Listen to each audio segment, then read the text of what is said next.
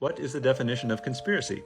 Well, I know something, probably knows lots of things, and one of the things that they probably know is how to use Google, and if they did so, they would come up with the following definition: a secret plan by a group to do something unlawful or harmful. But I very much appreciate this comment and the invitation to get into this question a little deeper. I write about it in my book over the course of several pages, so let's get into it.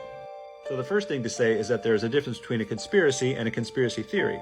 By the definition that I just gave, there are a lot of groups doing conspiracies all the time. Examples being the mafia, white-collar crime, the drug trade, the sex trafficking trade, government surveillance, the CIA, etc. Groups that are notoriously good at keeping secrets. So conspiracies do happen. The question becomes, how often do people see conspiracies everywhere, and how vast do they think they are? One general rule of thumb is the more people involved in some alleged conspiracy, the less likely it is to be true.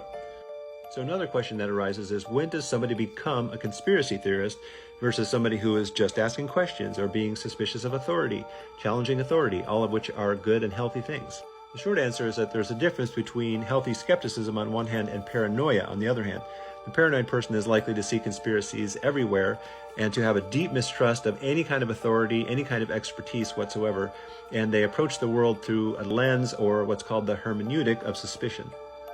People with this more paranoid mindset tend to view any mainstream news article, any government proclamation, any medical report, really any piece of information with, what is this trying to conceal? Not what kind of information is being presented, but what is being hidden or what am I being distracted from? But I would say the main characteristic of a conspiracy theorist or a conspiracist is that they cannot be disavowed of their views. A conspiracy theory is non-falsifiable, such that you can argue until you're blue in the face, but all the facts and logic you might present are considered by the conspiracist to be evidence of the conspiracy, not against it. Even evidence against it is considered evidence for it. It becomes a kind of circular logic or solipsism that you cannot get someone out of, very much like you can't get somebody out of a cult, at least using facts and logic, because they never arrived there through facts and logic. So there is some evidence that conspiracy theories have proliferated in the last several decades. Some people go back to the JFK assassination as sort of opening up a Pandora's box of conspiracy theories. But there's also evidence showing that they've remained relatively consistent over time.